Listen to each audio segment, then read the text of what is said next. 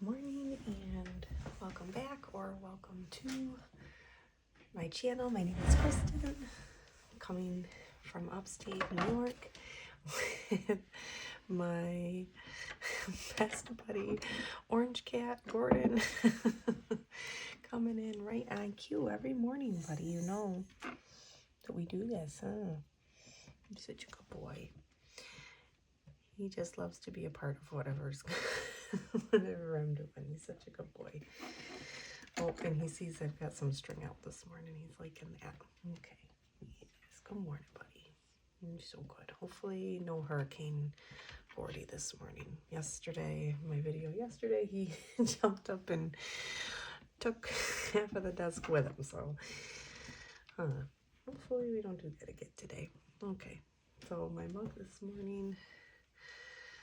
This is Spread Joy. I'm not sure if you can see it. I don't know. This was the camera angle I was going for, but then I don't know if that's actually, I think maybe I did like it the way I had it before. So we'll see. We'll keep playing around with it. So if you can see, my mug says Spread Joy. And that was making me think, oh shoot, and now it's on the notes on my phone, but I should have wrote it on a post-it. Here, go on your cat tree. I was listening to a podcast yesterday with James Doty. He's a neuroscientist, or well, a neurosurgeon, I guess. Yeah, he's a surgeon. Oh, okay, yes. Okay, he's getting feisty.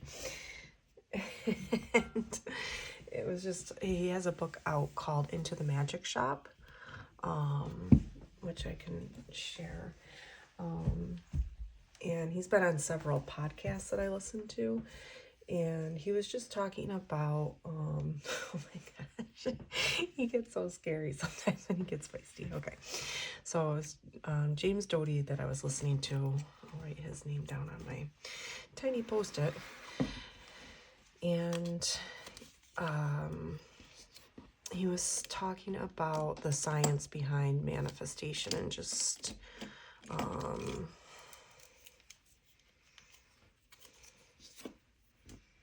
so it's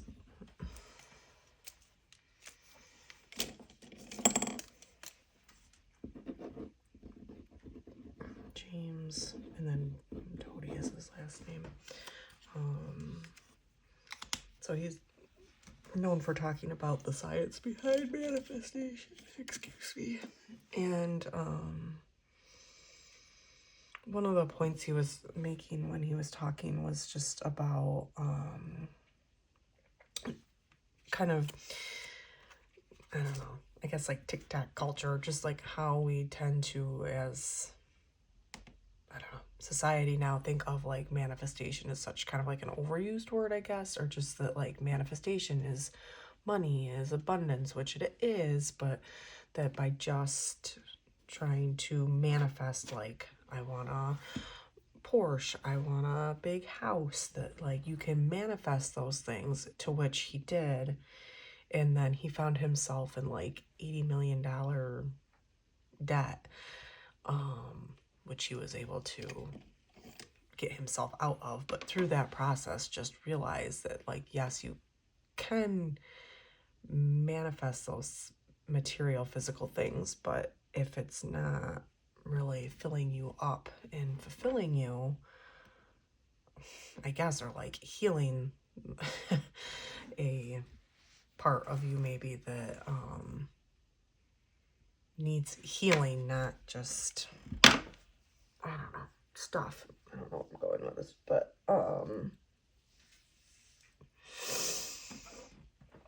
that by more maybe using your resources of just yourself, like living with an open heart. And I really liked that sentiment of just live with an open heart.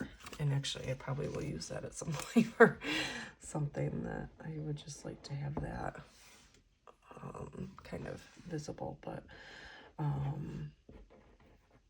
oops. That's something that we all can do. And I guess he was also to his point that like we tend to underestimate just how much power we have, each of us, to live with an open heart and to be open to kind of making, not just making somebody else's day, but making a profound impact on somebody's life, just in the way that you show up each day for people. If you're able to hold space for them, to give a hug when they're in need, to, right, just be a support for them, that is having a profound impact on somebody's life. So I really liked this mug this morning, Spread Joy, because that's, and again, that's kind of like probably an overused phrase of like love and light and spread your light, but I guess cliches become cliches because they are true, and just that by living with an open heart, that's more what is going to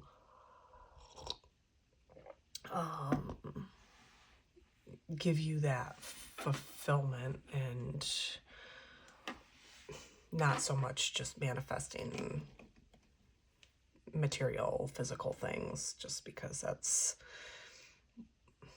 what you think is going to make you happy. Like, it's not going to truly get to the root of things, I guess. So James Doty, highly recommend listening to any of his podcasts that he's been on, and his book Into the Magic Shop, and I think he might have another book as well, but he's kind of famously known for, I think, the quote of kind of saying that the universe doesn't give a about you. That he tends to use some profanity, I think, in his work, just as a heads up, but it's just, I find that interesting, just how the science kind of backs up the idea of manifestation, to which one more thing on that point, that he kind of defines manifestation as being an intention that you set, like within your subconscious, that you can set an intention, right, within your subconscious to kind of manifest the things that you would like to see in your life. So just kind of a tidbit that I was listening to. So I don't know if we will get into the Daily Stoic this morning, because I just kind of rambled quite a bit about that. Today's was, oh no, that's not it. Oh, I skipped a page. Today's what, the 16th? It's been a wonky week. Never do anything out of habit. That is a good one. We better read that one. Never do anything out of habit. Ooh, okay. I'm very guilty of that. So in the majority of other things, we address circumstances not in accordance with the right assumptions, but mostly by following wretched habit. Since all that I've said in this case, the person in training must seek to rise above, so as to stop seeking our pleasure and steering away from pain, to stop clinging to living in abhorring death, and in the case of property and money, to stop valuing receiving over giving. That's kind of like what we were just talking about. So I need to read that again, though. Since all that I've said in this case, the person in training must seek to rise above, so as to stop seeking out pleasure and steering away from pain, right? Which is in human nature. Out of habit, that's what a lot of us do.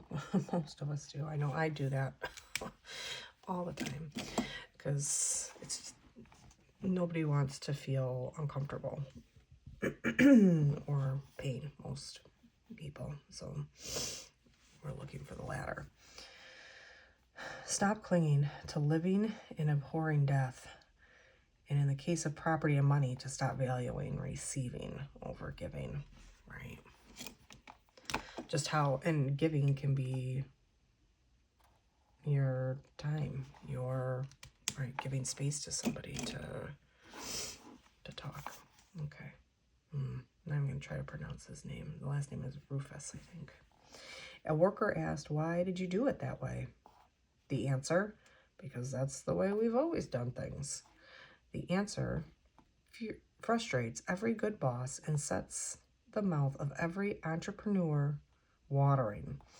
The worker has stopped thinking and is mindlessly operating out of habit.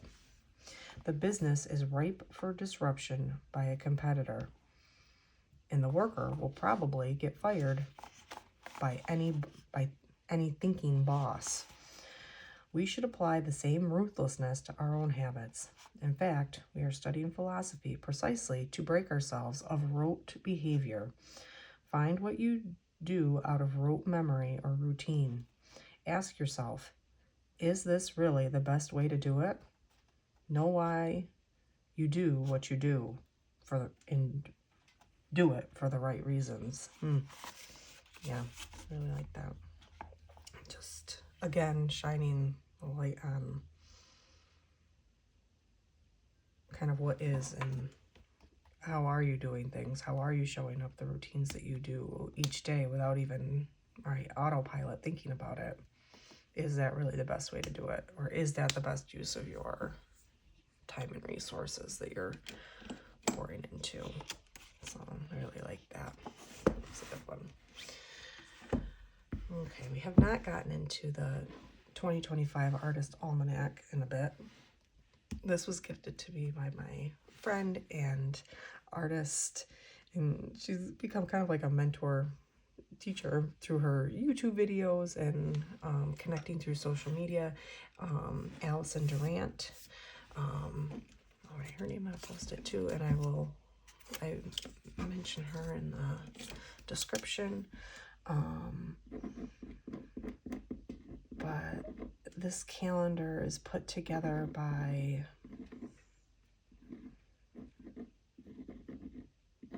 oh boy, I'm having a moment. Oh, there's no A. Oh my goodness. I'll link it in the description. Oh, yeah. Okay, so let's open up here. Thursday, January 16th. Ooh. It's kind of like this one. Where was it? I love the textile. Yeah, there it is. The second one. I love the textile, the stitching, and the colors. Really like those colors, the greens and the blues, and that kind of ties into what I was thinking of doing a little bit this morning. I had watched a short video, I think it was by the Karen brand markers there, just other things that you could do with them. And so I thought maybe I'd like to play around with those this morning using some, all I could find was some like this floss, the string. And then I went in the bathroom just now to fill up my water and saw some floss sitting on the counter. It was like, maybe we'll try the floss too. So I will try both of those, maybe on some paper, and see what we can maybe make a abstract something. So I'm gonna get my Canson XL mixed media book out for this. This is a 9x12. It's 98 pounds and there's 60 sheets in the thing. I'm gonna rip it out though, because they which I like about these, I have a really hard time. I have art journals, but I have a really hard time still putting things in art journals because it just feels like a commitment, and what if I mess it up still? Which I've said before, we can always paint over it, you can always do something to tweak it and make it more your own and something that you like. But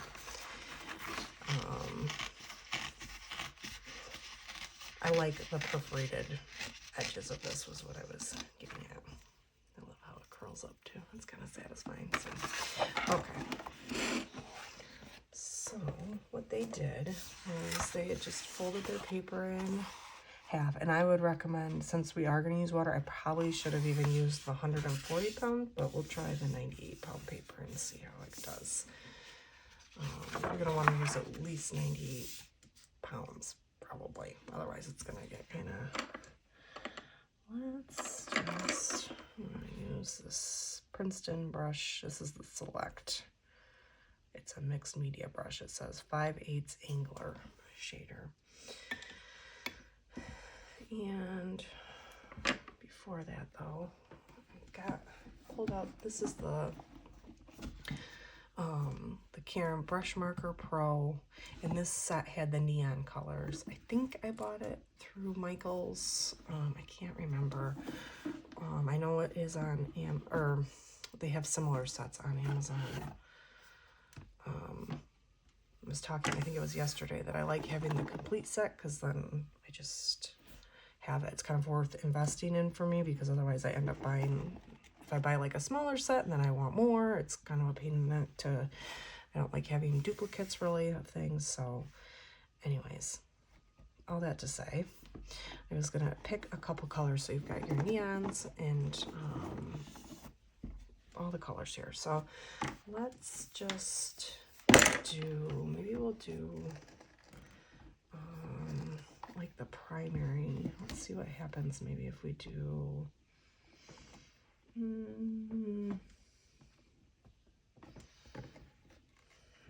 let's do this.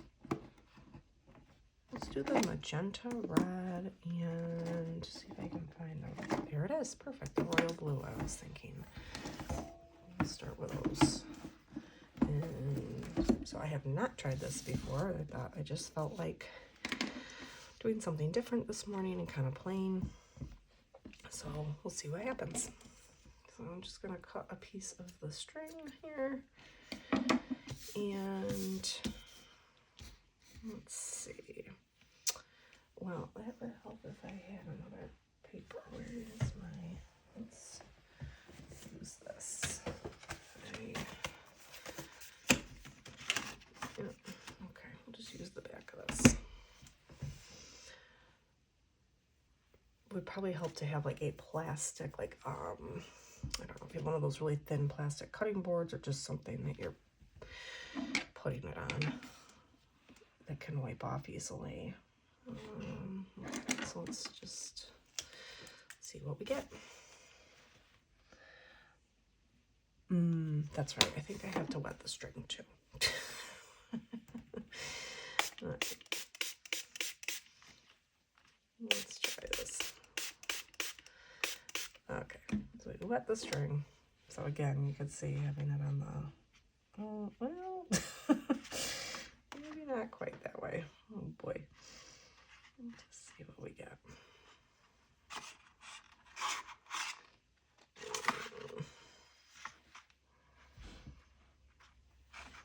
Well, you can see how they are water-based and react to the water. And actually, I'm going to get kind of a fun page from this, just putting kind of a happy accident there. Because I'm getting some cool marks just trying to put the ink down on the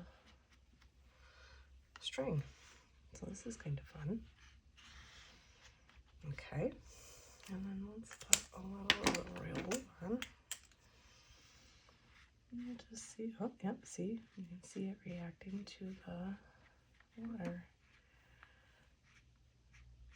It is essentially a watercolor. You can go back and they had said you could obviously do like different variations, different colors. I'm just going to use the blue and the red to just see if we get any interesting combinations. Okay.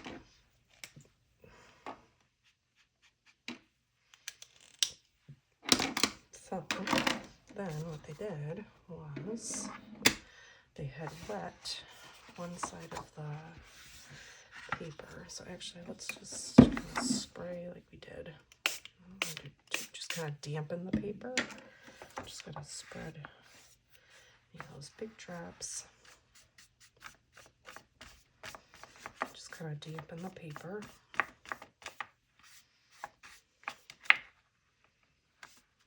Okay.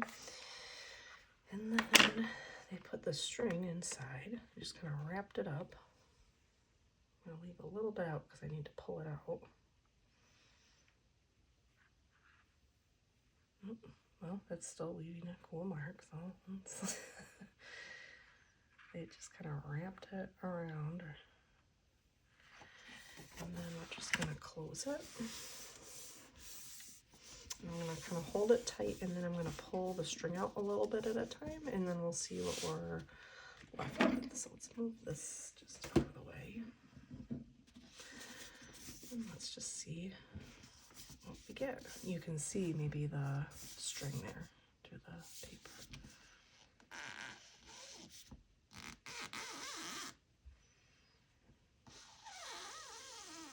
Let's just see now when we open it up what we have.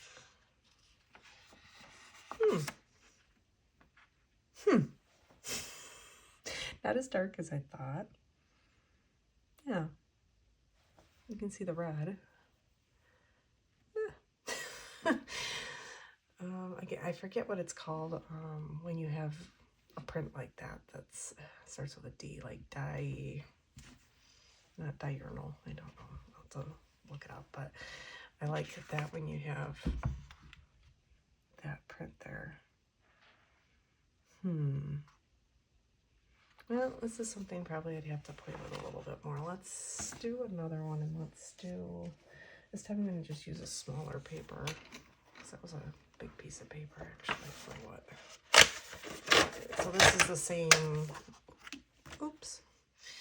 this is the same Canson XL mixed media paper, except it is in, this is the, no, it's not 7 by 10. I think it's 5.5 by, yeah, 5.5 by 8.5 inches. Okay, so let's kind of do the same thing. Maybe I'll even try both this time. Maybe we'll do the floss with, let's just pick a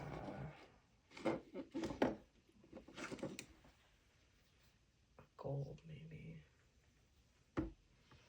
and just pick this green, ocean teal. Put this other one on the side. Let's just see what happens when we pull out some floss.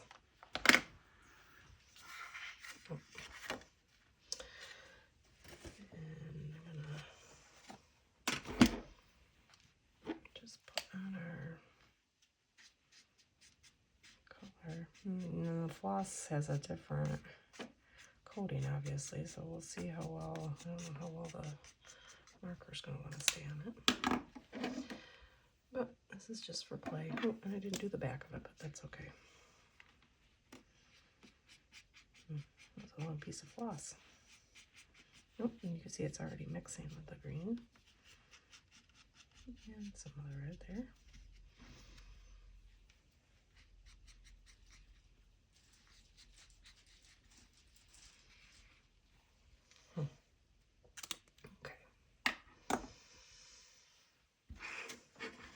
Yeah, and I rather like the scrap paper actually more than the paper we just did. Okay, so I'm just going to dampen that a little. I'm just going to drop this down. Try closing it up and see what happens.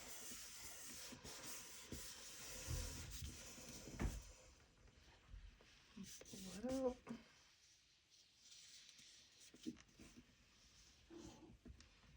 We'll see what's left behind.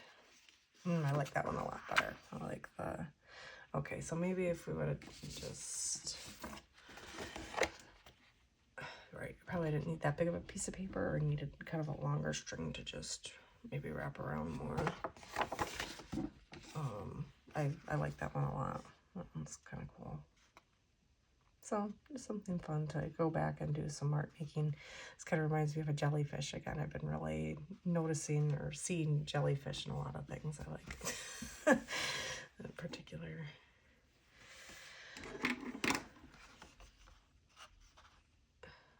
Yeah, so just something to, another use that you could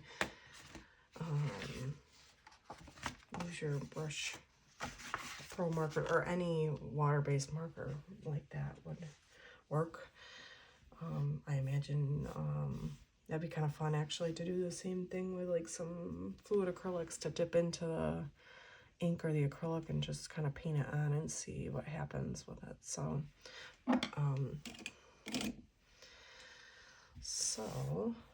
let's see. Uh-oh, what am I watching?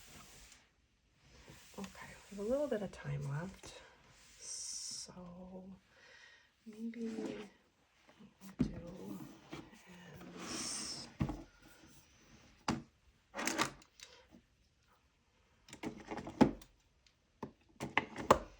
we'll do a little bit of lettering. Let's just see for colors what we want to use.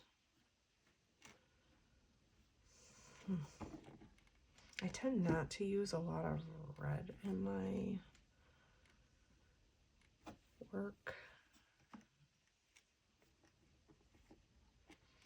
I'm kind of looking at these like fiery colors, which is not usually something that I would pick. This is what I've said before. I think a little bit about like, what is it called? Decision. I don't know. It's like decision overload. There's a word for it, but having too much choice can be sometimes if you just pick and limit it to what it is. So let's just do that. We're just gonna pick out a couple. Just, see what we get, I guess. Pick out some of these oranges. And let's do, I've been kind of liking using a gray. Let's pick out maybe some of the pinks and the peaches though. You know, like that better. Okay. So it doesn't seem like a few choices, but it's less than what we had, all 75 of them. Although actually, you know what? I'm looking at these. I'm gonna. Okay. I got some reds, some oranges, and some pinks, and a gray. Let's just see what we do here. And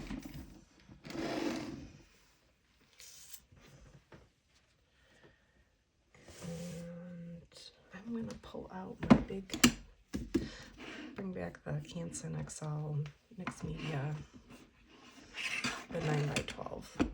I've been using a 7x10, I think, when I've been doing. So this is quite a bit bigger, but oh no, it's not. It's right here. Oh yeah, it is. Yeah, that was a 7x10, and that was also the Canson. It's XL Pen and Ink. This one's only 80 pounds. This one's 98 pounds.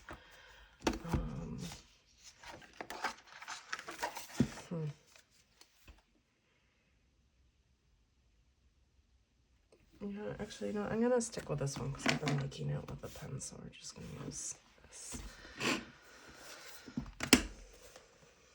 Let's see if we have enough foam. Okay. So I really just like that idea. Yesterday, it really resonated with me when I was listening to James Doty there about living with an open heart. That being more of like kind of the focus, so to speak, of manifesting that in your life, of just having a profound impact on others, and just thinking more, how can I be of service than what can I get fulfilled for myself. Okay. So first I just want to quickly think about which ones. Let's see. So live. pencil my sister gave me. Live life with an open heart. Okay, and I like that. So we're gonna, I want live life and open heart to stand out. So we'll do the other two in gray.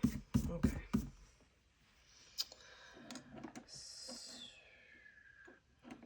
Let's do this. These were the colors that I used the other day, so let's mix up this peach, and this is our red magenta, and pale pink, rose pink. Let's do the rose pink again. I kind of like that. Yeah, we could even do the burgundy.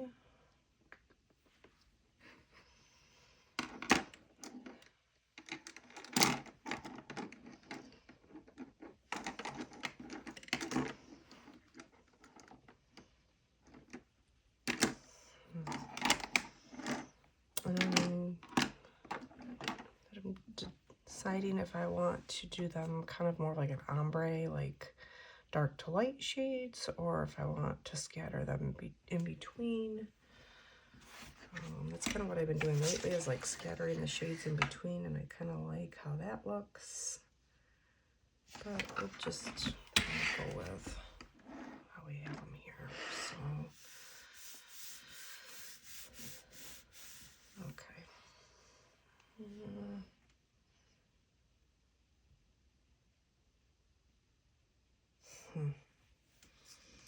Live life with an open heart. 1, 2, 3, 4, 5, 6. I'll take the burgundy out.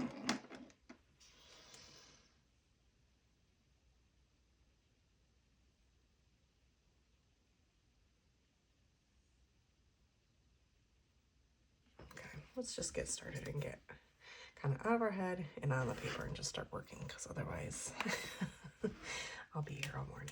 Okay. So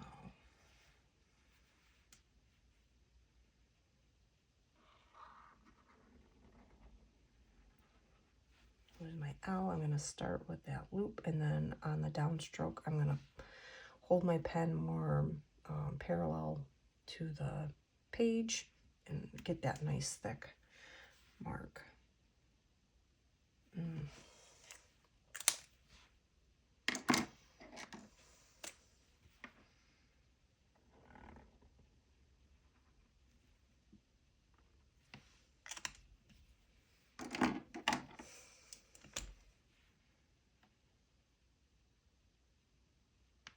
Just thinking how I want to make the V. Just going to go down, up.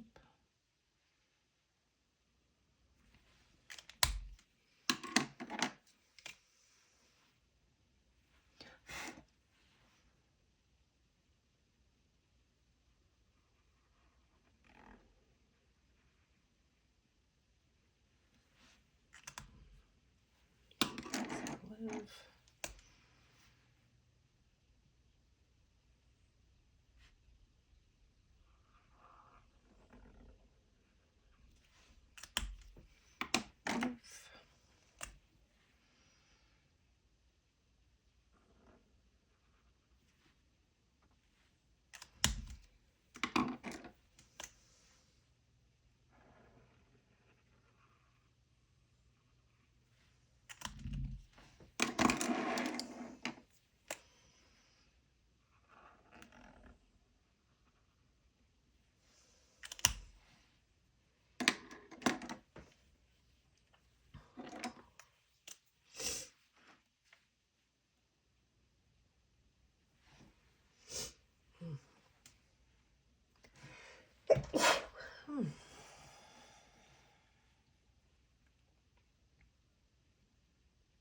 A lot of sickness going around in school. I'm starting to feel kind of worn down myself. Something wanting to creep in here.